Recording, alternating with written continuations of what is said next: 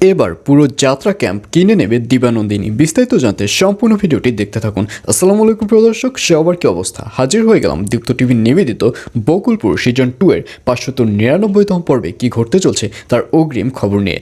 এই পর্বে আপনারা দেখতে পারবেন উগান্ডাকে দেখা যাবে সে চান্দুর সাথে কথা শেষ করে তাড়াতাড়ি বাজারের দিকে চলে যাবে। তবে এই ব্যাপারটি চান্দু সন্দেহ করবে এবং চান্দুকেও দেখা যাবে সে উগান্ডার পিছু পিছু সেও বাজারে চলে যাবে এবং এক পর্যায়ে উগান্ডাকে দেখতে পারবে সে আলতাফ আলী চাচার সাথে কথা বলা শুরু করে দিয়েছে। অর্থাৎ বাজারে গিয়ে কোনো একটা বিষয় নিয়ে আলতাফ আলী চাচার সাথে কথা বলবে এবং সাথে দিবানন্দিনীও থাকবে।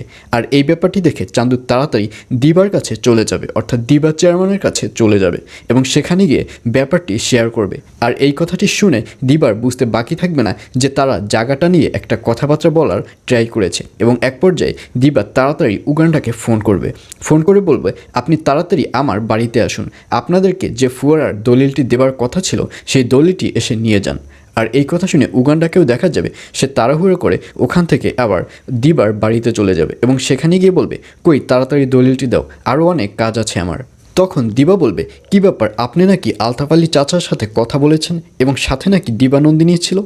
তখন উগান্ডা কথাটি ঘুরিয়ে ফেলবে। উগান্ডা বলবে আসলে দিবানন্দিনী মণিপালের দোকান থেকে মিষ্টি খেতে চেয়েছিল, আর এর জন্যই আমি দিবানন্দিনীকে সাথে করে যখন মণিপালের দোকান থেকে মিষ্টি কিনে নিই ঠিক তখনই আমাদের সাথে আলতাফ আলী চাচার দেখা হয়ে যায়, আর ঠিক তখনই আমরা তার সাথে পরিচিত হই এবং দিবানন্দিনীকে পরিচিত করিয়ে দেই।